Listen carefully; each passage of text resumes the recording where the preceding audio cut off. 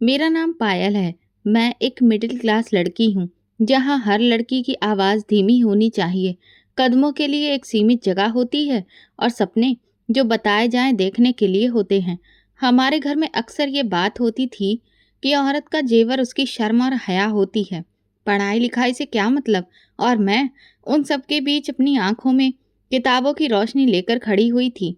हमेशा आसमान के खुले सितारों को देखती कि क्या कभी मैं इनकी तरह जी सकूंगी। मन में सवाल उठता, क्या मैं वो बन पाऊंगी जो बनना चाहती हूँ। मेरी 3 बहनें थीं, सबकी शादियां जल्दी हो गईं। उनके नसीबों को किस्मत कहकर एक्सेप्ट कर लिया गया था। मैं सबसे छोटी थी। अक्सर माँ कहती, अब ये भी जल्दी चली जाए तो ज़्यादा अच्छा है। पढ़ लिख कर कौन सी नौकरी करनी है। लेकिन मुझे तो कुछ और चाहिए था। मुझे स्कूल से बहुत प्यार था। स्कूल की घंटी की आवाज़ मुझे ज़िंदगी की जान लगती थी। 10वीं पास हुआ तो दिल में आगे पढ़ने की ज़्यादा इच्छा जाग उठी। लेकिन जैसे ही मैंने कहा, पापा मैं 12वीं करना चाहती हूँ, तो घर में ऐसा लगा जैसे तूफान आ गया हो। पापा ने गुस्से में अखबार नीचे रखा और आंखों में वही कठोरता, वही डर दिखाते हुए बोले, पढ़ने लिखने का शौक तुम्हें कब से हो गया? घर में जो काम सीखने चाहिए वो तो तुम्हें ठीक से आते नहीं और बाहर की दुनिया में जाने की बातें कर रही हो। मैं चुप हो गई, जैसे शब्द मेरे गले में ही अटक गए। माँ ने भी साथ दिया, पायल हमें दुनिया वालों का सामना भी तो करना है। लेकिन सबके बीच एक आवाज़ थी, मेरे बड़े भाई की, पापा अगर पायल पढ़ना चाहती है तो फिर पढ़ने दीजिए। जमाना बदल रहा है, कम से कम उसे मौका तो मिलेगा। सब लोग चुप हो गए। दादाजी ने भाई को घूर कर देखा, जैसे वो परिवार की इज्जत को चोट पहुंचाने की बात कर रहा हो। लेकिन भैया ने एक बार भी पलट कर नहीं देखा। रात को वो मेरे कमरे में आया, मेरी आंखों में आंखें डालकर बोला, पायल मैं तुम्हें पढ़ने भेज रहा हूँ, लेकिन एक बात याद रखना, तुम्हारा हर कदम हमारे परिवार की इज्जत से जुड़ा होगा। तुम्हारे चरित्र पर अगर उंगली उठी तो मेरी गर्दन भी झुक जाएगी। मैंने उसके हाथ पकड़े और उससे वादा किया, भैया आपको कभी भी शर्मिंदा नहीं होने दूंगी। स्कूल का पहला दिन ऐसा था जैसे किसी पिंजरे से आज़ादी मिली हो। नई दुनिया, नए चेहरे और नई बातें। मैं रोज सुबह तैयार होती, लेकिन अंदर एक जंग चलती। कभी घर वालों की बातें मन में गूंजती, कभी अपनी ख्वाहिशें दिल में लेकर बैठ जाती। स्कूल में कई लड़कियां मेरी तरह थीं और कई वो भी थीं जो हर दिन को मामूली समझकर गुजारती थीं। मैं उन सब के बीच खुद को अलग रखने की कोशिश करती। मुझे पता था कि ये सिर्फ पढ़ाई नहीं है, ये मेरा अधिकार है जो मैं छीन कर लेकर आई हूँ। 2 साल के बाद जब स्कूल खत्म हुआ तो यूनिवर्सिटी के सपने पलकों पर सजने लगे। लेकिन मैं जानती थी कि अब यह अगला कदम बहुत ही मुश्किल होगा। मैंने हिम्मत की, भाई के पास गई और धड़कते दिल के साथ कहा, भैया मुझे यूनिवर्सिटी जाना है। उसने गहरी सांस ली, जैसे पहले से जानता हो। फिर कहने लगा, देखो पायल, तुम्हें पता है ये कितना बड़ा फैसला है। दादाजी और पापा का सामना करना आसान नहीं होता। मैंने धीरे से कहा, भैया अगर आप साथ देंगे तो फिर सब आसान हो जाएगा। वो मुस्कुराकर देखने लगे, जैसे कि मुझ पर गर्व कर रहे हों। अगले ही दिन घर में तूफान आ गया। दादाजी बोले, बस अब यही दिन देखना बाकी रह गया था। नखरे करती लड़कियां बहुत ज्यादा बिगड़ जाती हैं। पापा का चेहरा भी सख्त हो गया। माँ परेशान थी और भाई मेरे सामने खड़े होकर दादाजी से बोले, देखिए आप जो चाहे सोचिए, लेकिन पायल यूनिवर्सिटी जाएगी। मैं इसे लेकर जा रहा हूँ। दादाजी ने बस एक बार भाई को देखा, जैसे बरसों की कोई परंपरा टूट रही हो। भैया ने मुझे यूनिवर्सिटी में एडमिशन दिलवाया। मेरी आंखों में आंसू थे, लेकिन वो आंसू कमजोरी के नहीं, जीत के थे। यूनिवर्सिटी की बिल्डिंग बिल्कुल अलग थी। ऊंची दीवारें, खामोश रास्ते और दरवाजे से झांकते सपने। स्कूल से यहाँ का माहौल बिल्कुल अलग था, जैसे किताबों की जुबान ही कुछ और हो, जैसे लोग एक और ही दुनिया से आए हों। मैं शुरू से घबराई हुई थी, लेकिन चेहरे पर विश्वास दिखाना बहुत जरूरी था। पहले दिन क्लास में जैसे ही पहुंची, मेरी नज़र तुरंत बोर्ड पर गई। सब लोग अपनी जगह पर बैठ गए थे। मैं चुपचाप पिछली सीट पर जाकर बैठ गई। किताब खोली, लेकिन मन अभी भी कहीं और भटक रहा था। कुछ दिनों में ही कुछ चेहरे पहचान में आने लगे। कुछ लोगों से दोस्ती हुई और एक चेहरा ऐसा था जिससे बात थोड़ी बढ़ने लगी, अनुराग। वो थोड़ा खामोश किस्म का इंसान था, ज़्यादा बात नहीं करता था, लेकिन उसकी नज़रें अक्सर मुझे देखकर महसूस होती थीं। मैं कभी उससे नज़रें चुरा लेती तो कभी अचानक से थोड़ा मुस्कुरा देती। वो मेरे साथ वाली सीट पर बैठने की कोशिश करता, मेरे नोट्स मांगता, कभी लाइब्रेरी में आ जाता। एक दिन सीढ़ियों पर खड़े होकर बोला, पायल अगर तुम बुरा ना मानो तो एक बात कहनी है। मैं तुम्हें पसंद करने लगा हूँ। मैं रुक गई। मेरा दिल बहुत तेज धड़कने लगा, लेकिन मैंने कोई जवाब नहीं दिया। उसकी तरफ देखा भी नहीं। बस नीचे नजर करके धीरे से कहा, देखो ऐसी बात मत किया करो अनुराग, ये सब मेरे लिए ठीक नहीं है। अनुराग ने बस सिर हिलाया और पीछे हट गया। उस दिन के बाद उसकी नज़रें शर्मिंदा सी दिखने लगीं। वो मुझसे दूरी बनाने लगा, लेकिन ऐसा महसूस होता था कि जैसे उसके अंदर कोई बात रखी हुई है। कई दिन गुजर गए, अनुराग बात नहीं करता था, लेकिन मैं खुद को खाली सा महसूस करने लगी थी। जब वो दिखाई देता तो दिल अजीब तरह से धड़कने लगता। किसी को पसंद करना शायद जुर्म नहीं होता, लेकिन मेरे लिए वो सब कुछ था जो मेरे घर के नियमों के खिलाफ था। यूनिवर्सिटी में कई ऐसे पल आए जब मैं चाहती थी कि अब मैं उससे बात करूं, कुछ बताऊं, लेकिन जुबान के साथ नहीं दिया। शायद मेरी खामोशी ही मेरा जवाब थी। एक दिन अनुराग ने फिर से बात की, पायल, तुम अगर सिर्फ ये बता दो कि मेरी जगह किसी और के लिए है या नहीं तो मैं हमेशा के लिए खामोश हो जाऊंगा। मैंने बड़ी मुश्किल से कहा था, अनुराग, मेरी जिंदगी मेरे अधिकार में नहीं है। मुझे कुछ नहीं पता कि मेरे लिए क्या तय किया गया है, इसलिए तुम मुझसे कोई उम्मीद मत रखो। उसने कुछ नहीं कहा, बस थोड़ी देर मुझे देखा और फिर पलटकर वहां से चला गया। इसी दौरान घर में माहौल बदलता सा लगने लगा। माँ चुपचाप मेरे लिए कुछ कपड़े सिलवाने लगी और एक दिन माँ ने आकर कहा, पायल, तुम्हारा रिश्ता आ गया है। लड़के वाले बहुत अच्छे हैं, हमने इसीलिए हाँ कर दी है। ये सुनते ही मेरे पैरों तले जमीन निकल गई। मैंने हिम्मत करके माँ से सिर्फ इतना पूछा, कौन है वो? माँ ने कहा, तुम्हारे पापा के दोस्त का बेटा है। उनका अपना खुद का कारोबार है, बहुत अच्छे लोग हैं, तुम वहाँ बहुत खुश रहोगी। मैं खामोश हो गई, कुछ कह भी नहीं पाई। अनुराग का चेहरा बार बार नज़रों के सामने आता, वो बेबस से सवाल जो उसने मुझसे किए थे। मैं जानती थी ये मेरी जिंदगी का वो फैसला है जिस पर मेरा कोई भी अधिकार नहीं है। शादी की तैयारी होने लगी थी। मैं यूनिवर्सिटी जाती रही, लेकिन अनुराग से नज़र नहीं मिलाती थी। वो कुछ दूर हो गया था, शायद मेरी खामोशी का मतलब समझ चुका था। एक दिन कैंटीन में बैठे हुए उसने दूर से मुझे देखा और पहली बार ऐसा लगा जैसे उसकी आंखों में सवाल नहीं, बस एक खालीपन था। वो आया नहीं, कुछ कहा नहीं, बस दूर बैठकर एक बार मेरी तरफ देखा और उठकर वहां से चला गया। शादी की तारीख तय हो गई थी। माँ ने कहा, लड़के वालों ने कहा है कि लड़की बहुत ही खामोश रहती है और हमें ऐसी ही लड़की चाहिए थी। मैं अंदर ही अंदर हंसने लगी। वो खामोशी जो मैंने सीख ली थी अब मेरी पहचान बनने जा रही थी। शादी से एक दिन पहले यूनिवर्सिटी का आखिरी दिन था। मैं लाइब्रेरी में अपनी फेवरेट किताब रखने गई तो अचानक अनुराग वहां आ गया। कुछ पल के लिए खामोशी छा गई। उसने कहा, बस इतना बता दो, कहीं मेरी जगह तुम्हारे दिल में कभी थी भी या नहीं?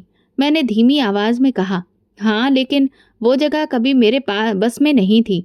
वो मुस्कुराया और पहली बार बिना रुके बोला, फिर तुम हमेशा खुश रहो पायल, तुम जैसी हो हमेशा वैसे ही रहना। मैंने सिर हिलाया, किताब टेबल पर रखकर बाहर आ गई। घर आकर मैंने शीशे में खुद को देखा। आज पहली बार खुद को किसी और की होने जा रही लड़की की तरह नहीं, बस एक ऐसी लड़की की तरह महसूस किया जो दिल का पहला दरवाजा खोलकर खामोशी से उसे बंद कर चुकी थी। शादी के दिन मैंने अपने दिल के अंदर मौजूद सारी आवाज़ों को चुप करवा दिया था। अनुराग का चेहरा, यूनिवर्सिटी की बिल्डिंग, वो आखिरी मुलाकात, सब कुछ मन के एक कोने में रख दिया था। अब मेरे सामने एक नया सफ़र था, अजनबी चेहरे, अजनबी रिश्ते, लेकिन ये सब मेरी किस्मत बन चुका था। बारात जब आई तो मेरे दिल में सुकून के साथ एक अनजानी घबराहट भी थी। शादी हुई, सारी रस्में हुई और मैं उस घर की हो गई जहां मुझे जिंदगी का नया चेहरा देखना था। मेरे पति रवि बिल्कुल भी वैसे नहीं थे जैसे मैंने सोचा था। उनकी आंखों में नरमी थी, बातों में गर्मजोशी और लहजे में वो अपनापन जिसकी मुझे कभी उम्मीद नहीं थी। विदाई के बाद जब वो मुझे अपने घर लेकर आए तो मेरी सास ने मेरे सिर पर हाथ रखते हुए कहा, बेटी, ये घर तुम्हारा है, जैसे चाहो वैसे रहो। पहली रात मैं बहुत खामोश थी। रवि मेरे पास बैठे और धीरे से बोले, मैं तुम्हें वक्त दूंगा पायल, मुझे तुम्हें समझने का शौक है, बदलने का नहीं। ये बात मेरे दिल के किसी कोने में सुकून दे गई। उन दिनों मैं खुद को एक नई दुनिया में पा रही थी। सुबह जल्दी उठकर नाश्ता तैयार करती, सास के साथ किचन में तरह तरह की बातें करती, देवर और नंद की फरमाइशें सुनती। सब कुछ नया और अच्छा लगने लगा था। रवि ऑफिस से आते तो अक्सर मेरे लिए कोई छोटी सी चीज ले आते, कभी कोई किताब, कभी कोई चॉकलेट, तो कभी कोई फूल। वो मेरी बात सुनते, मेरी सलाह लेते और सबसे बढ़कर मेरी खामोशी को महसूस करते। एक दिन रवि बोले, पायल, मुझे तुम्हारे चेहरे की वो हल्की सी मुस्कान बहुत पसंद है जो तुम नाश्ता बनाते हुए देती हो। मैं हंस दी। उस हंसी में कुछ झिझक थी तो कुछ शुक्र भी। मेरे देवर का नाम रंजीत था। उम्र में वो मुझसे थोड़ा छोटा था, लेकिन मैं उसे हमेशा अपने भाई की नज़र से ही देखती थी। वो मुझे हर छोटी बात शेयर करता। भाभी, आज मेरे दोस्तों ने कहा कि तुम्हारी भाभी बहुत प्यारी हैं। मैं हंसकर कहती, जो तुम अपनी किताबें पढ़ो, तुम्हारा एग्जाम होने वाला है। रवि की दो बहनें भी थीं, सीता और गीता। दोनों अभी पढ़ रही थीं। मैं उनके साथ बैठकर घंटों गपशप करती, उनके बाल बनाती, उनके साथ नाटक देखती। थोड़ी देर को ऐसा लगता जैसे मैं हमेशा से यही हूँ। एक दिन माँ की कॉल आई। मैंने कहा, माँ, यहाँ सब बहुत अच्छा है। मुझे किसी भी चीज़ की कोई कमी महसूस नहीं होती। माँ कहने लगी, भगवान करे तू हमेशा ऐसे ही खुश रहे, तो हमें भी सुकून रहेगा। महीने गुजरने लगे। एक सुबह जब तबीयत अजीब सी लगने लगी तो सास तुरंत बोली, क्या खबर है तुम्हारी पायल?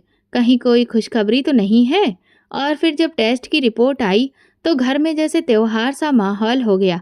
रवि की खुशी का ठिकाना नहीं था। वो फल और ढेर सारी अच्छी अच्छी चीजें लेकर आया। मेरी सास तो दिन रात मेरे लिए भगवान से प्रार्थना करती थी, भगवान करे तुम एक चांद सा बेटा हो और भगवान का आशीर्वाद हमेशा तुम पर बना रहे। प्रेगनेंसी के दिन कुछ मुश्किल भरे थे। कभी थकान लगती, कभी तबीयत खराब रहती, लेकिन रवि हमेशा मेरा ख्याल रखता था। रात को उठकर पानी देना, वक्त पर दवा देना और हर मुमकिन सुविधा देना, ये सब मुझे अंदर से निश्चिंत कर देता था। 9 महीने बाद जब मुझे बेटा हुआ तो मुझे ऐसा लगा जैसे मेरी जिंदगी पूरी हो गई हो। रवि की आंखों में वो खुशी देखी जो किसी चीज की पहली झलक में होती है। उसने मेरा हाथ पकड़कर कहा, पायल, तुमने मुझे सब कुछ दे दिया है। बेटे का नाम हमने आदित्य रखा। वो जब अपने छोटे छोटे हाथों से हमारी उंगली पकड़ता तो बहुत सुकून मिलता। सुबह जब वो उठकर अपनी आंखें खोलता तो मेरे चेहरे पर एक अजीब सी खुशी दिखाई देती। आदित्य की पैदाइश के बाद जिंदगी एक नए रास्ते पर चलने लगी थी। सुबह उसकी खिलखिलाहट से आंख खुलती, दिन में उसके कपड़ों की खुशबू महसूस होती, पूरा दिन उसकी शैतानियों में बीत जाता। रवि जैसे ही ऑफिस से आते सीधा उसे गोद में उठाकर कहते, पापा का बेटा कैसा है? आदित्य मुस्कुराकर देखता, जैसे वो आवाज पहचानता हो। हफ्ते में एक दिन रवि हमें बाहर घुमाने ले जाते, कभी पार्क, कभी आइसक्रीम पार्लर, तो कभी किसी पास के रेस्टोरेंट में। अब ये सब कुछ हमारे लिए बहुत ही खुशनुमा बन चुका था। छोटी छोटी खुशियाँ कई बार बहुत बड़ी लगती थीं। एक बार रवि कहने लगे, अगले महीने कंपनी की तरफ से दिल्ली में एक मीटिंग है, 2 दिन के लिए जाना पड़ेगा। सोच रहा हूँ कि वापस आते हुए तुम दोनों के लिए कुछ खास लेकर आऊं। मैं मुस्कुराकर बोली, हमें सिर्फ आपकी वापसी चाहिए, बाकी सब हमारे पास पहले से है। 2 दिन बाद रवि गया। जाते जाते आदित्य के माथे को चूम कर बोला, तुम्हारे पापा जल्दी आएंगे बेटा, अपनी मम्मा का ख्याल रखना। अगले दिन नाश्ता करते हुए टीवी पर एक खबर चल रही थी। हाईवे पर तेज रफ्तार के कारण ट्रक और कार की भयंकर टक्कर, बहुत ही भयानक हादसा, 2 लोगों की मौके पर मौत। मेरे दिल में अजीब सी घबराहट होने लगी। कुछ लम्हे बाद फोन बजा। नाम अनजान था। क्या आप रवि की पत्नी बोल रही हैं? हमें बहुत अफसोस है। ये सुनते ही मेरे हाथ से फोन गिर गया। आवाज बंद हो गई। आदित्य की हंसी पीछे रह गई। मैं कुछ न समझ सकी। बस एक बात बार बार मन में गूंजती रही, रवि अब नहीं रहा। उसकी डेड बॉडी आई, लोग आए, दुख मनाया गया, सब तरफ मातम पसरा था। मेरी सास ने मेरे सर पर हाथ फेर कर कहा, बेटी, अब ये घर तुम्हारा भी है और तुम्हारा बेटा भी हमारा है। मैं सफ़ेद कपड़ों में बंद कमरे में थी, आदित्य को गोद में लिए बैठी थी, तो रवि की हर बात, हर लम्हा याद आता, जैसे हवा में सब कुछ मेरे आसपास था। एक दिन अचानक फिर एक अनजान नंबर से कॉल आई। मैंने सुना वही आवाज़, पायल, मैं अनुराग बोल रहा हूँ। मेरी सांस रुक गई। मैंने कोई जवाब नहीं दिया। वो खामोशी में बोला, मुझे खबर मिली और मैं सिर्फ ये कहना चाहता हूँ कि अगर तुम चाहो तो मैं तुम्हें और तुम्हारे बेटे को अपना सकता हूँ। मैंने फ़ोन बंद कर दिया। दिमाग सुन्न हो चुका था। शाम को अनुराग का एक और मैसेज आया। मैंने अभी तक शादी नहीं की है क्योंकि दिल में तुम्हारे लिए जगह थी, और अब अगर तुम चाहो तो मैं तुम दोनों के लिए ज़िंदगी का सहारा बन सकता हूँ। मैंने अपनी सास से कहा कि मैं कुछ दिनों के लिए मायके जाना चाहती हूँ। उन्होंने मुझे रोकने की कोशिश नहीं की, बस ये कहा, ये घर अभी भी तुम्हारा है, बेटा भी हमारा है और फैसला भी तुम्हारा है। धीरे-धीरे दिन खामोशी से गुजर रहे थे। आदित्य अभी भी मेरे वजूद का हिस्सा था। जब वो मेरे गले में बाहें डालकर सोता तो मैं सोचती, क्या मैं इसे अकेले पाल सकूंगी? क्या अनुराग सिर्फ हमदर्दी से बात कर रहा है या फिर वो सच में एक नया दरवाजा खोलना चाहता है? एक दिन अनुराग ने फिर से कॉल किया। इस बार मैंने सुना और बोली, मैं तुमसे मोहब्बत करता था और अब भी करता हूँ, लेकिन फैसला तुम्हारा होगा। मैं तुम्हें वक्त दूंगा। मैंने पहली बार नरम लहजे में कहा, मैं कुछ महीनों के बाद मायके जा रही हूँ। अगर तुम वाकई में गंभीर हो तो वहां पर रिश्ता भेज देना। अनुराग ने सिर्फ इतना कहा, ठीक है, मैं तैयार हूँ। तुम जब कहो मैं हाजिर हो जाऊंगा। रात को मैं आदित्य को सीने से लगाकर आंखें बंद किए थी। दिल में एक अजीब सा सुकून आया। कई महीनों बाद जिंदगी तूफान से गुजर चुकी थी, लेकिन शायद कहीं कोई और दरवाजा खुलने वाला था। कुछ महीने बीतने के बाद मैंने पहली बार खिड़की खोलकर आसमान को देखा। मौसम बदला हुआ सा लग रहा था। आदित्य की तबीयत अब थोड़ी बेहतर हो गई थी।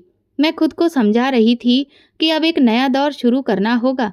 अनुराग से वादा हो चुका था और अब मैं मानसिक तौर पर खुद को उस रिश्ते के लिए तैयार करने की कोशिश कर रही थी। दोपहर को भाई आया, वही भाई जिसने मुझे यूनिवर्सिटी भेजा था, जिसकी आंखों में हमेशा मेरे लिए इज्जत और भरोसा रहा था। उसने आदित्य को गोद में लिया, माथे को चूमा और बोला, सुनो पायल, सब लोग तुम्हारा इंतजार कर रहे हैं। मैंने खामोशी से सामान समेटा। एक बैग, आदित्य का बैग। मैं खामोशी से बाहर आई। सास ने दरवाजे पर हाथ रखकर कहा, पायल, तुम्हें अभी नहीं जाना है, तुम्हारे भाई से हमें बात करनी है।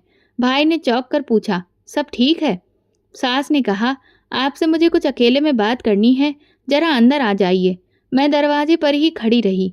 अंदर से आने वाली आवाज़ धीमी थी, लेकिन चेहरे पर भाई की बदलती हुई रंगत बता रही थी कि बात आसान नहीं है। 10 मिनट बाद वो बाहर निकला। आदित्य को मेरे हाथ से लेकर प्यार किया और फिर मेरी तरफ देखा। पायल, उसकी आवाज़ में कुछ ऐसा था जो मैंने कभी नहीं देखा था। माँ जी चाहती हैं कि तुम यहाँ रहो और रंजीत से शादी कर लो। मेरे कदम जैसे जमीन में धंस गए। क्या? रंजीत से? भैया, ये मजाक है क्या? वो खामोश रहा। मैंने फिर कहा, रंजीत मेरा देवर है। मैंने उसे हमेशा छोटे भाई की नज़र से देखा है। क्या तुम सब ये भूल गए हो? भाई ने नज़र चुराते हुए कहा, तुम्हारी सास ने कहा है कि आदित्य के लिए यही बेहतर है कि वो इसी घर में रहे, अपने चाचा के साए में, और तुम भी सुरक्षित रहोगी। मेरी आवाज़ तेज हो गई। भैया, मेरे फैसले का अधिकार क्या मेरा नहीं है? ये सब कुछ तुम ही लोग तय कर दोगे। और अनुराग का क्या? वो रिश्ता भेजने वाला है, मैं उसे हाँ कह चुकी हूँ। इस बार भाई ने सख्त लहजे में कहा, तुमने जो करना था वो कर दिया। अब ये फैसला खानदान के बड़ों ने किया है और अब अनुराग का नाम अपनी जुबान पर भी नहीं लाना। वो हमारे घर के काबिल नहीं है। मैंने आदित्य को गोद में उठाया और रोते हुए कहा, मुझे तुम सबकी इज्जत बहुत प्यारी है, लेकिन मेरी भी तो कोई मर्जी है। मेरा रिश्ता रंजीत से जोड़ना मतलब मेरी जिंदगी का मजाक बना देना है। भाई मुझे अपने साथ तो लेकर गया, लेकिन उसके चेहरे पर एक अजीब भाव था। अगले 2 दिन तक घर में बात छुपी रही। फिर माँ ने कहा, पायल, सब लोग तुम्हारी शादी की तैयारी कर रहे हैं। तुम्हारे इनकार के बावजूद हमने मान लिया कि यही तुम्हारे लिए अच्छा है। मैंने माँ से कहा, तो मेरी मर्जी की कोई कीमत नहीं है? माँ कहने लगी, हमने बहुत कुछ देखा है बेटा। जब औरत का जमाना सुकून से जीने नहीं देता, तब उसे घर ही बचाता है। रंजीत अब तुम्हारा सहारा है। मैं छत की तरफ देख रही थी, जैसे जवाब मांग रही थी। कोई सुन नहीं रहा था। घर के हर इंसान ने यह तय कर लिया था कि मेरे लिए बेहतर क्या है, बिना ये जाने कि मैं क्या चाहती हूँ। शादी की तारीख पास आ रही थी। मेरे कपड़े सिलवाने के लिए भेजे जा रहे थे। आदित्य को नए खिलौने, नए कपड़े मिलने लगे। सब कुछ हो रहा था बिल्कुल ऐसे जैसे मेरी जिंदगी मेरे बिना ही चलाई जा रही हो। उस रात मैंने अनुराग को फोन किया, 1 बार 2 बार, फिर उसकी कॉल खुद आई। पायल, सब ठीक है? मैंने कहा, नहीं, मेरी शादी तय कर दी गई है रंजीत से। अनुराग की आवाज़ कड़क हो गई। कैसे हो गया? तुमने तो कहा था। हाँ, मैंने कहा था, लेकिन मेरी कहानी यहाँ पर कोई नहीं सुन रहा। अनुराग बोला, तुम कहो तो मैं आ जाऊं? कोर्ट मैरिज कर लें पायल, मैं तुम्हें अकेला नहीं छोड़ सकता। मैंने लंबी सांस ली। अब कुछ भी नहीं हो सकता अनुराग, अब फैसला हो चुका है। वो चुप हो गया, फिर धीरे से बोला, मैं तुम्हारे लिए प्रार्थना करूंगा, लेकिन मुझे ये सब मंजूर नहीं है। फोन बंद हो गया, मेरे हाथ कांप रहे थे। आदित्य सो रहा था, मैं जाग रही थी और मेरे आसपास फैसलों की जंजीर कस रही थी। शादी की तारीख आ गई और मेरे अंदर दुख बढ़ता ही जा रहा था। घर में हर तरफ खुशी का माहौल था, जैसे कोई नई दुल्हन आ रही हो, लेकिन सच्चाई तो ये थी कि दुल्हन पहले से मौजूद थी, बस अब उसकी किस्मत दोबारा से लिखी जा रही थी। 2 दिन बाकी थे। मैंने खामोशी तोड़ने का फैसला किया। रंजीत किचन में बैठा चाय पी रहा था। मैंने हिम्मत इकट्ठा की और उसके सामने जाकर कहा, मुझे तुमसे बात करनी है, अकेले में। वो चौंक गया, फिर कहने लगा, हाँ भाभी, मेरा मतलब है पायल, बताइए। मैंने कहा, रंजीत, तुम बहुत अच्छे से जानते हो कि मेरे लिए तुम हमेशा एक भाई की तरह रहे हो, लेकिन ये रिश्ता ना तो तुम्हारी मर्जी से हो रहा है और ना मेरी मर्जी से, इसीलिए शादी से मना कर दो। वो कुछ देर चुप रहा, फिर मुस्कुराकर बोला, मैं क्यों मना करूं पायल? शादी एक बहुत अच्छा रिश्ता होता है और मैं तो तुम्हें पसंद करता हूँ, हमेशा से। मेरी सांस रुक गई। मैंने गंभीरता से कहा, रंजीत, ये कोई खेल नहीं है। मैं तुम्हारे भाई की विधवा हूँ, आदित्य की माँ हूँ। तुम्हें सच में लगता है कि ये सब एक दिन में खत्म हो सकता है? वो मेरे पास आकर बोला, तुम्हें क्या लगता है मैं ये सब मजबूरी में कर रहा हूँ? मैं तो खुद भगवान से तुम्हें हर रोज मांगता था, और अब जब मुझे ये मौका मिला है तो मैं पीछे नहीं हट सकता। मैं अचानक पीछे हटी और अपनी आंखों में कठोरता लेकर कहा, ये जो बातें तुम कह रहे हो वो एक भाई की हैसियत से मैं कभी स्वीकार नहीं कर सकती। वो बोला, लेकिन अब मैं सिर्फ तुम्हारा होने वाला पति हूँ, बस, और कुछ भी नहीं। मैं वहां से निकल आई, कमरे का दरवाजा बंद किया, आदित्य को गोद में लिया और खुद से लड़ने लगी। बाहर की खामोशी के पीछे एक तेज तूफान छिपा हुआ था और मैं उसकी चपेट में आ चुकी थी। उसी रात अनुराग की कॉल आई, पायल, वक्त बहुत कम है, अगर तुम कहो तो मैं आ जाऊं।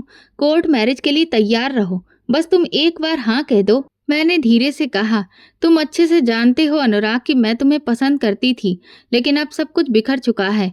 अगर मैं तुम्हारे साथ भागी तो लोग सिर्फ मुझे इल्जाम नहीं देंगे, बल्कि आदित्य का भविष्य भी एक कलंक से भर जाएगा। अनुराग की सांसें भारी हो गईं। मैं तुम्हारे बेटे को अपना बेटा मानता हूँ पायल, तुम कहो तो सबके सामने रिश्ता लेकर आ जाऊं। नहीं अनुराग, अब वक्त गुजर चुका है, सब कुछ परिवार के फैसलों से तय हो चुका है। मैं अब तुम्हें और किसी मुसीबत में नहीं डाल सकती। फोन बंद हुआ, दिल भी जैसे बंद सा हो गया। अगले दिन शादी की रस्में थीं। मेरे हाथों में मेहंदी नहीं थी, चेहरे पर वो दुल्हन वाली चमक नहीं थी। माँ ने कहा, पायल, अब तुम एक नई जिंदगी शुरू करने जा रही हो, सब कुछ भूल जाओ। सारी रस्में हो रही थीं और मैं बेजान होकर एक एक करके सब पूरी कर रही थी। मेरे हाथ कांप रहे थे, लेकिन कमरे में सबके चेहरे पर सुकून फैला हुआ था। सिर्फ मैं ही थी जो जानती थी कि इस शादी के साथ मैंने अपने अंदर की आत्मा को मार दिया है। शादी के बाद रंजीत मेरे पास आया और बोला, बधाई हो पायल, अब तुम मेरी हो चुकी हो। मैंने नज़र झुका ली, कुछ नहीं बोली। रात को अनुराग का एक आखिरी मैसेज आया, तुमने हार मान ली है पायल, लेकिन मैंने नहीं मानी है। मैं हमेशा तुम्हारे साथ खड़ा था और हमेशा रहूंगा। अगर तुम्हारा कभी वापस पलटने का मन करे तो मैं तुम्हें वहीं खड़ा मिलूंगा जहां तुमने मुझे छोड़ा था। मैंने वो मैसेज पढ़ा और फ़ोन बंद करके अलमारी में रख दिया। रंजीत अब मेरे सामने एक नए रिश्ते के रूप में खड़ा था, वो रिश्ता जिसे सबने मेरे लिए बेहतर बताया था, लेकिन मेरे दिल ने उसे कभी अपनाया ही नहीं। धोखे की एक दीवार खड़ी हो चुकी थी और मैं उसके साए में जिंदा थी। अगले दिन सुबह विदाई की तैयारी शुरू हुई। माँ मेरे पास आई और हाथ पकड़कर बोली, पायल, सब कुछ भूलकर अब एक नई शुरुआत करना। औरत जिंदगी को तभी समझती है जब वो उसे सहती है। मैंने नज़र झुकाकर कहा, कुछ बातें दिल में ऐसे उतर जाती हैं माँ, जो कभी भूलती नहीं हैं। कपड़े पहने गए, जेवर सजाए गए, लेकिन दिल वैसा ही सुन्न था जैसे कमरे की दीवारें। आदित्य मेरी गोद में सो रहा था। उसके माथे को चूमते हुए मैंने धीरे से कहा, मेरी हिम्मत तुम हो बेटा, तुम्हारे लिए ही मैं सब कुछ सह रही हूँ। रंजीत दरवाजे पर खड़ा था। वो खामोश था, लेकिन उसकी आंखों में एक अजीब सा भाव था, जैसे कुछ छुपा रहा हो या शायद कुछ जाहिर होने वाला हो। गाड़ी में बैठने से पहले मैंने आखिरी बार अपने कमरे की तरफ देखा। वही कमरा जहां मैंने सपने देखे थे, जहां मैंने आदित्य को पहली बार सीने से लगाया था। अब मैं एक ऐसे सफर पर थी जिसकी मंजिल मेरे हक में नहीं थी, लेकिन रास्ते शायद मेरे कदमों से कभी बदल जाएं। शादी के बाद कुछ दिनों तक घर में अजीब सा सन्नाटा रहा। सास कभी मेरी तरफ देखती तो कभी आदित्य की तरफ। रंजीत अब घर से ज्यादा वक्त बाहर बिताने लगा। मैं सिर्फ आदित्य में पनाह ढूंढ रही थी। मेरे कमरे का माहौल वही था, लेकिन रिश्ते बदल गए थे। एक दिन सास ने मुझे अपने पास बुलाया और कहा, पायल, रंजीत शहर में काम करता है। उसने वहाँ एक फ्लैट ले लिया है। अब वो तुम्हें वहाँ ले जाएगा और वहीं रखेगा। मैंने सवाल भरी नज़रों से देखा। मैं आदित्य को साथ ले जा सकती हूँ माँ? उन्होंने नज़र चुराई और धीरे से बोली, बेटा अभी छोटा है, कुछ दिन के लिए यहीं छोड़ दो। हम सब हैं उसकी देखभाल के लिए। रंजीत कह रहा है कि तुम पहले घर को संभालो, बाद में बच्चा ले आना। मैं तो दंग रह गई। ये कैसा फैसला है? आदित्य मेरा बेटा है, मैं उसे अपने साथ लेकर जाऊंगी। रंजीत शाम को आया तो मैंने तुरंत कहा, मैंने सुना है कि तुम आदित्य को मेरे साथ नहीं ले जाना चाहते। वो कुर्सी पर बैठकर बोला, पायल, फ्लैट अभी पूरी तरह से सेट नहीं हुआ है। छोटा बच्चा वहाँ एडजस्ट नहीं कर पाएगा। तुम कुछ दिन के लिए अकेली चलो, मैं कुछ दिनों में खुद आदित्य को ले आऊंगा। मैंने साफ कहा, लेकिन ये मुमकिन नहीं है। आदित्य मेरे बिना एक दिन भी नहीं रह सकता। रंजीत के चेहरे पर तनाव आ गया। पायल, फैसला हो चुका है, चाहे तुम चाहो या ना चाहो, लेकिन यही होगा। मैं दरवाजे से बाहर निकली और अपने भाई को आवाज दी, भैया, आदित्य मेरे बिना नहीं रह सकता। आप सब क्या चाहते हैं? मेरा बच्चा मुझसे छीन ले? भैया खामोश हो गए। बस इतना बोले, देखो बेटा, ये बस कुछ दिनों की बात है। तुम्हारा ससुराल है, तुम्हें समझदारी से कदम रखना होगा। जाते हुए आदित्य मेरी गोद में था। मैंने पूरी कोशिश की कि वो मेरे साथ चले, लेकिन रंजीत ने जबरदस्ती उसे सास की गोद में दे दिया। आदित्य रोने लगा, मैं भी फूट फूट कर रोने लगी। रंजीत ने गाड़ी की तरफ इशारा किया, पायल, देर हो रही है। मैंने आखिरी बार पीछे मुड़कर आदित्य की तरफ देखा। उसकी आंखें मुझे मेरी गोद में आने के लिए बुला रही थीं। मैं बहुत बेबस थी। रास्ते भर मैं खामोश रही। रंजीत ने बात करने की कोशिश की, तुम्हें समझना होगा पायल, कुछ चीजें वक्त के साथ ठीक हो जाती हैं। मैंने मुंह मोड़ लिया। मुझे सिर्फ आदित्य चाहिए, बाकी सब तुम रख लो। शहर पहुंचकर वो मुझे एक फ्लैट में ले आया। फ्लैट नया था, फर्नीचर पूरी तरह से लगा हुआ था, कमरा सजा हुआ और हर चीज चमक रही थी, लेकिन मेरे दिल में एक खालीपन था। कमरे का दरवाज़ा बंद हुआ तो मैंने रंजीत से कहा, ये सब तुमने पहले क्यों नहीं बताया? अगर मुझे पता होता कि तुम आदित्य को मुझसे अलग कर दोगे तो मैं कभी ये शादी नहीं करती। रंजीत ने हल्की मुस्कान के साथ कहा, पायल, तुम ज़्यादा जज्बाती हो रही हो। मैं तुम्हारे बेटे को वापस ले आऊँगा, लेकिन अभी कुछ वक्त दे दो। मैंने सख्त लहजे में कहा, ये बात वक्त की नहीं, नीयत की है। मुझे तुम पर शक होने लगा है। रंजीत कुछ देर चुप रहा, फिर कहने लगा, तुम्हें शक है? तुम भूल रही हो कि अब तुम मेरी पत्नी हो। तुम्हारी जुबान कुछ ज़्यादा ही चल रही है। मैंने कहा, रिश्ता शादी का हो या भाई बहन का, भरोसा तो खुद से बनता है, जबरदस्ती से नहीं। उसने फिर कुछ नहीं कहा, बाहर चला गया। मैं रात भर जागती रही। आदित्य की आवाज़ मेरे कानों में गूंज रही थी। लाइट में सब कुछ था, सिर्फ सुकून नहीं था। और रंजीत की मौजूदगी में अब वो एहसास नहीं रहा था जो एक रिश्ते में होना चाहिए। नई जगह, नई जिंदगी, पर ममता का दिल कहीं पीछे रह गया था। आदित्य के बिना ये सब बस एक बंद कमरा था और मैं एक कैदी। सुबह हुई तो फ्लैट में रोशनी फैल चुकी थी, लेकिन मेरे अंदर अंधेरा वैसा ही था। मैं किचन में गई, चाय बनाई, लेकिन पहला घूंट भी गले से नहीं उतर पाया। फ्रिज में सब कुछ था, लेकिन भूख नहीं लगी। रंजीत वापस आया, ऑफिस जाने की तैयारी करने लगा। मैंने फिर आदित्य की बात छेड़ी। आज भी कोई खबर नहीं? उसने ठंडे लहजे में जवाब दिया, अभी वक्त नहीं है पायल। मैंने कहा, वक्त तो तुम्हारे लिए ठीक गुजर रहा है, लेकिन मेरे लिए हर लम्हा बहुत मुश्किल है। आदित्य की आवाज़, उसकी खुशबू, सब कुछ अंदर से मुझे नोच रहा है। रंजीत ने कप रखते हुए कहा, पायल, अगर तुम्हें इस रिश्ते को निभाना है तो समझौता करना सीखो। मैंने ठंडी नज़र से कहा, मैं अपनी ज़िंदगी का सबसे बड़ा समझौता पहले ही कर चुकी हूँ, अब और नहीं कर सकती। वो कुछ देर मुझे देखता रहा, फिर चुपचाप चला गया। दरवाज़ा बंद हुआ तो मैंने अंदर से कुंडी लगा ली अलमारी खोली, आदित्य का एक छोटा सा स्वेटर निकाला और खुद से लिपटा गई। आंखों से आंसू बहने लगे। वो सिर्फ मेरा बेटा नहीं था, मेरा वजूद था, और मेरा वजूद इस फ्लैट में नहीं, कहीं और ही छूट गया था। फ्लैट में आए कुछ ही दिन हुए थे कि माहौल का मिजाज बदलने लगा था।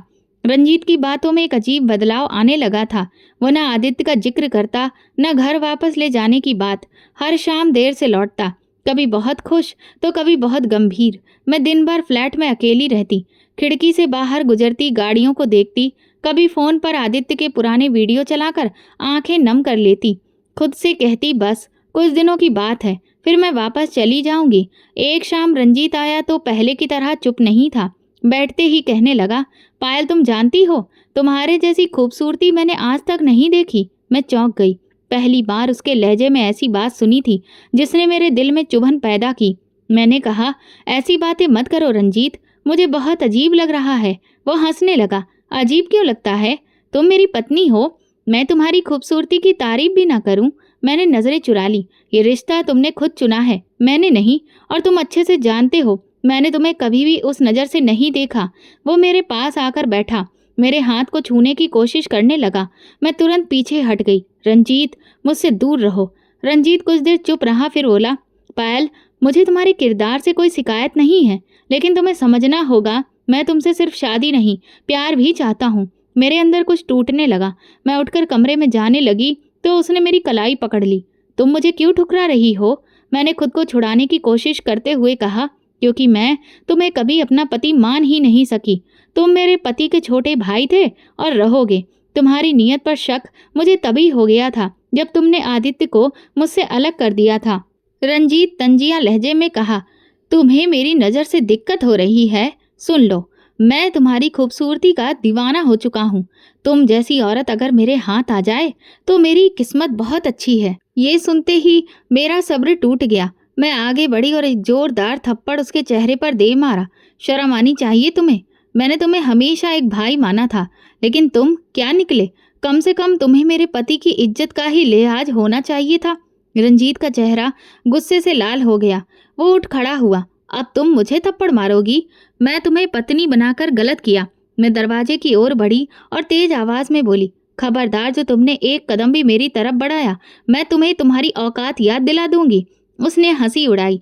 तो क्या करोगी? दरवाजा बंद कर दूंगा। कौन सुनेगा तुम्हारी चीखें?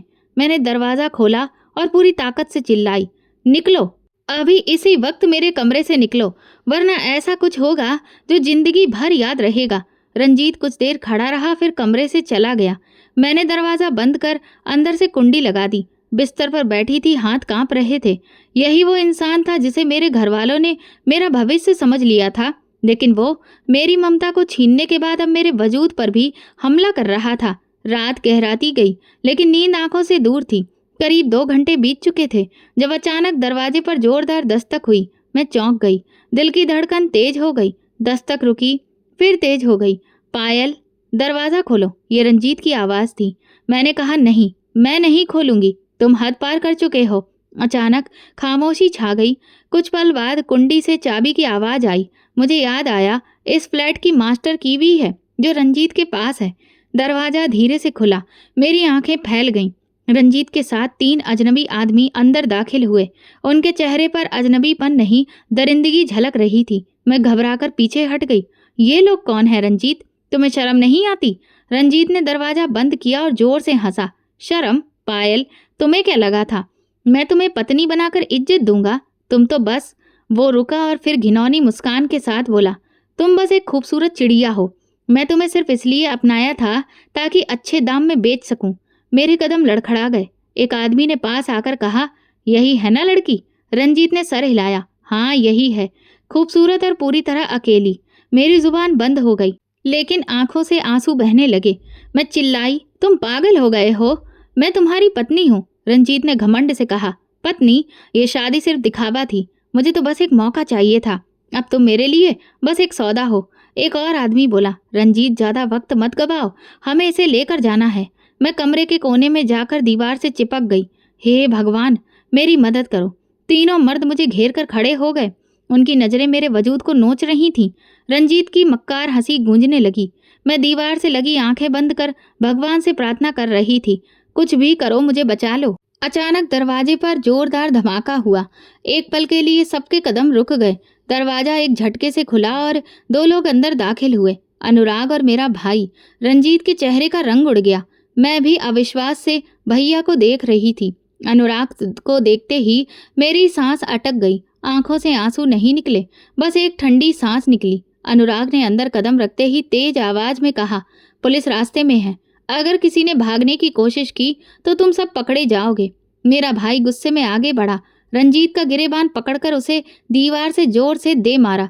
तूने पायल के साथ ये किया? मैंने अपनी बहन तुझे भरोसे से सौंपी थी। रंजीत सिसकने लगा। मुझे छोड़ दो, तुम्हें नहीं पता ये औरत। भैया ने एक जोरदार थप्पड़ उसके मुंह पर जड़ दिया। चुप कर कमबख्त। अगर अनुराग ने वक्त रहते मुझे सब कुछ नहीं बताया होता तो आज हम एक और अर्थी उठा रहे होते। अनुराग ने मोबाइल निकाला और सबके सामने एक रिकॉर्डिंग चला दी। आवाज साफ थी, कल रात आ जाना। लड़की तैयार है। वो खुद को बचाने की कोशिश करेगी, लड़ेगी, लेकिन जल्दी ही टूट जाएगी। तुम लोग बस अपना काम करके निकल जाना। वो रंजीत की ही आवाज थी। कमरे में सन्नाटा छा गया। रंजीत के साथ ही बौखला गए। एक ने दरवाजे की तरफ दौड़ने की कोशिश की, लेकिन अनुराग ने उसे पकड़ लिया। भैया ने दूसरे को पीछे से दबोचकर जमीन पर गिरा दिया। कुछ ही देर में पुलिस फ्लैट के अंदर आ गई। एसएचओ ने एक नज़र मुझ पर डाली और फिर अपने साथियों को इशारा किया। सभी को हथकड़ियां लगा दी गईं। रंजीत खुद को छुड़ाने की कोशिश कर रहा था, लेकिन अनुराग ने कड़े लहजे में कहा, अगर एक शब्द और बोला तो मैं सब कुछ अदालत में ले जाऊंगा और तुझे कड़ी से कड़ी सजा होगी। पुलिस उन्हें पकड़कर ले गई। कमरा अब खाली हो चुका था। मैं एक कोने में बैठी कांप रही थी। भैया मेरे पास आए, घुटनों के बल बैठकर मेरा हाथ पकड़ा। पायल, मैं बहुत शर्मिंदा हूँ। हम सब ने तुम्हें आंखें मूंद कर उस दरिंदे के हवाले कर दिया। मैंने धीमे स्वर में कहा, आदित्य कहाँ है? भैया बोले, वो बिल्कुल सुरक्षित है, माँ के पास। कल सुबह मैं तुम दोनों को वापस ले जाऊंगा। अनुराग एक कोने में खामोश खड़ा था। मैंने पहली बार उसकी ओर देखा। उसकी आंखों में वही पुरानी नरमी थी, बिना किसी शिकायत के। बस एक एहसास की, तुम ठीक हो, बस यही काफ़ी है। मैंने हिम्मत करके पूछा, तुम यहाँ तक कैसे पहुँचे? अनुराग ने कहा, मैं रंजीत को जानता था, बहुत पुराना दोस्त था। जब तुमने मुझे मना किया तो मैंने पीछे हटना ही ठीक समझा, लेकिन तुम्हारा व्यवहार और खामोशी कुछ और ही कह रही थी, इसलिए मैंने खुद से ही जांच शुरू की। भैया बोले, और जब अनुराग ने रिकॉर्डिंग सुनाई तो मेरे पैरों तले से जमीन खिसक गई। हमने एक पल भी गवाए बिना पुलिस को सब कुछ बता दिया। मैंने नजरें झुका ली। काश शादी के वक्त ही मैं तुम लोगों की बात मान लेती। अनुराग ने कहा, नहीं, तुमने कोई गलती नहीं की। गलती तो उन लोगों की थी जिन्होंने तुम्हारी मर्जी नहीं मानी। रात देर तक फ्लैट में खामोशी छाई रही। मैं बिस्तर पर बैठकर बस इतना सोचती रही कि जब दिल से प्रार्थना की जाए तो भगवान जरूर सुनता है। और आज भगवान ने मुझे बिल्कुल समय पर बचा लिया। अब फ्लैट खाली हो चुका था। दीवारें अब गवाह थीं उस डर की जिसे मैंने कभी अपने वजूद में छुपा रखा था। पुलिस कार्रवाई चल रही थी। थाने के चक्कर, अदालत की पेशियां, गवाही, सब कुछ बहुत तेजी से हो रहा था, जैसे जिंदगी एक पल में बदल गई हो। भैया हर पेशी पर मेरे साथ खड़े होते। अदालत में मेरी गवाही, अनुराग की दी हुई रिकॉर्डिंग और पुलिस की रिपोर्ट, सबने ये साफ कर दिया कि शादी की आड़ में मेरे साथ धोखा हुआ था। रिमांड पर भेजते वक्त जज ने कहा, यह महिला बहुत साहसी है, जिसने अन्याय के खिलाफ आवाज उठाई है और कानून पर विश्वास रखा है। अदालत से रंजीत का फैसला आने के बाद मेरे अंदर एक शांत लेकिन ठोस जीत का एहसास था। मैंने किसी से कुछ नहीं कहा, पर जब मैं कोर्ट की सीढ़ियां उतर रही थी तो हर कदम मेरे वजूद की गवाही दे रहा था। वो पायल जिसे सालों पहले चुप रहना सिखाया गया था, आज खुद के लिए बोल चुकी थी और दुनिया ने सुना भी। घर लौटी तो माँ ने चुपचाप मेरा हाथ पकड़ लिया। कुछ नहीं कहा, बस आंखों में नमी थी। मैंने कहा, माँ, अब किसी और पायल को ये सब ना सहना पड़े, बस यही प्रार्थना करो। अनुराग का रिश्ता मेरे लिए एक परीक्षा भी था और एक मौका भी। परीक्षा क्योंकि क्या मैं दोबारा किसी रिश्ते पर भरोसा कर सकूंगी? मौका क्योंकि क्या मैं अपने आप से किए वादे को निभा पाऊंगी? शादी की शाम जब मैं साधारण लहंगे में बैठी थी, ना कोई सजावट, ना कोई विशेष रस्में, तब भी उस खामोशी में भरोसे की आवाज़ थी। अब मेरा नाम किसी की मर्जी से नहीं, मेरी अपनी मर्जी से जुड़ रहा था। और यही मेरी सबसे बड़ी जीत थी। जिंदगी अक्सर वो सवाल दोहराती पूछती है जिनके जवाब हम पहले दे चुके होते हैं, पर इस बार अंदाज अलग होता है, मंजर नया होता है। मेरी जिंदगी ने भी मुझे सब कुछ दिखा दिया जो मैंने कभी सोचा नहीं था। लेकिन आज जब मैं अनुराग के साथ बैठकर नाश्ता कर रही थी और आदित्य को अपनी किताबें समेटते देख रही थी, तो दिल ने कहा, यही तो है असली सुकून। अनुराग मेरी जिंदगी में सिर्फ पति बनकर नहीं, पिता बनकर लौटा था। ऐसा पिता जो अपने कर्मों से अपने रिश्ते की पहचान देता है। आदित्य अब 6 साल का हो चुका था। स्कूल से लौटते ही सीधा अनुराग से लिपट जाता और अनुराग हर रोज दरवाजे पर उसका इंतजार करता। एक दिन आदित्य ने स्कूल से एक फॉर्म लाकर मुझे दिया। उस पर पापा के नाम की जगह अनुराग का नाम लिखा था। मैंने चौंक कर पूछा, बेटा ये तुमने खुद लिखा है? उसने कहा, हाँ मम्मा, टीचर ने कहा था पापा का नाम लिखो, तो मैंने अनुराग पापा का नाम लिखा। मेरे पापा तो यही है ना? मैंने अनुराग की तरफ देखा। उसने बस हल्के से मुस्कुरा दिया। रात को मैंने कहा, अनुराग तुमने आदित्य को अपना माना, इसके लिए धन्यवाद कहने के लिए मेरे पास शब्द नहीं है। वो कहने लगा, पायल, रिश्ते सिर्फ खून से नहीं बनते, वक्त, एहसास और भरोसे से ही वो अपना फर्ज निभाते हैं। मैंने आदित्य को तब अपनाया जब वो सिर्फ एक मासूम बच्चा था, और तब से आज तक मुझे कभी एहसास नहीं हुआ कि वो मेरा बेटा नहीं है। ये बात अनुराग ने ऐसे कही जैसे कोई मर्द नहीं, एक साया बोल रहा हो। एक साया जो दिन की धूप और रात की ठंडक दोनों में ही साथ रहता है। हमारे मोहल्ले में अक्सर औरतें आती थीं, कुछ राय मशवरा लेने, कुछ बातें करने। एक दिन मोहल्ले की कांता आई और बोली, बेटी तुम बहुत नसीब वाली हो, आजकल ऐसे पति और पिता कहाँ मिलते हैं। मैंने कहा, भगवान ने मेरी परीक्षा ली थी, लेकिन इसका इनाम भी बहुत अच्छा दिया। माँ अक्सर कहती थी, पायल हमने बहुत बड़ी गलती की थी कि तुम्हारी मर्जी को नहीं समझा, लेकिन आज अनुराग को देखकर दिल सुकून से भर जाता है कि बेटी बिल्कुल सही जगह पर है। अनुराग ने मेरी पढ़ाई का सपना पूरा करने में भी मेरी मदद की। मैंने बीएड पूरा किया और अब मैं एक स्कूल में टीचर के तौर पर पढ़ा रही हूँ, वही स्कूल जहाँ आदित्य पढ़ता है। कभी कभी हम तीनों एक साथ घर आते हैं, रास्ते में आइसक्रीम लेते हैं और मैं दिल ही दिल में अपने पुराने दिनों को याद करती हूँ। एक दिन अनुराग ने मुझसे कहा, पायल तुम आज भी वही हो जो यूनिवर्सिटी में थी, फर्क बस इतना है कि अब तुम्हारी बातों में भरोसा है और आंखों में रोशनी। मैंने कहा, और तुम वही हो जिसे मैंने नज़रअंदाज किया था, लेकिन आज भगवान ने मुझे तुम्हें वापस दे दिया, बहुत अच्छे से और अच्छी नीयत के साथ। मैंने अपने भाइयों को भी बदलते हुए देखा, वे अब शर्मिंदा होते हैं। एक दिन भाई ने आदित्य को गोद में लिया और कहा, बेटा अगर कभी तुम्हें लगे कि तुम्हारी माँ के साथ कुछ गलत हुआ था तो समझ लेना कि उसके कसूरवार हम सब थे, लेकिन हमने अपनी बहन को खोने नहीं दिया, यही हमारा फक्र है। अनुराग ने कहा, आपने अपनी बहन को इस काबिल बनाया है कि वो खुद बोल सके, बाकी रास्ता तो हम दोनों ने मिलकर खुद तय किया है। मैं अक्सर सोचती हूँ, रिश्ता वो होता है जो दुख में कंधा बने, खामोशी में आवाज़ बने और तकलीफ में सहारा दे। अनुराग ने हर रिश्ते की वो मिसाइल कायम की है जो शायद खून के रिश्ते भी नहीं दे सकते। और आज जब मैं आदित्य को अनुराग के साथ साइकिल चलाते हुए देखती हूँ, उनकी हंसी सुनती हूँ, तो दिल कहता है कि मेरे बेटे को बाप मिला है और मुझे एक सच्चा साथी। मैं दूसरों की कहानी नहीं सुनाती, अपनी कहानी सुनाती हूँ, क्योंकि मेरे पास वो सच है जो हर लड़की को जानना चाहिए। अपनी आवाज़ सुनो, अपनी मर्जी को अहमियत दो, हर वक्त पर बोलना सीखो। और इस कहानी के आखिर में बस यही कहूँगी, रिश्ते खून से नहीं एहसास से बनते हैं। अपनी ज़िंदगी के फैसले खुद करना सीखो, क्योंकि खामोशियाँ अक्सर सबको छीन लेती हैं। रिश्तों की असली पहचान एहसास है, भरोसा है और सच्चाई है, ना कि सिर्फ खून के रिश्ते। ये वीडियो केवल मनोरंजन के उद्देश्य से बनाया गया है।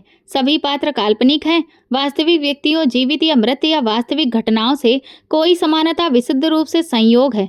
किसी भी व्यक्ति, धर्म या जाति को ठेस पहुंचाने की मंशा नहीं है। अगर आपको हमारी कहानी पसंद आई हो तो कमेंट करके, वीडियो को लाइक करके और ज़्यादा से ज़्यादा शेयर करें। चैनल पर नए हैं तो सब्सक्राइब जरूर करें और नोटिफिकेशन बेल दबा दें ताकि अगली अपडेट सबसे पहले आपको मिले। धन्यवाद।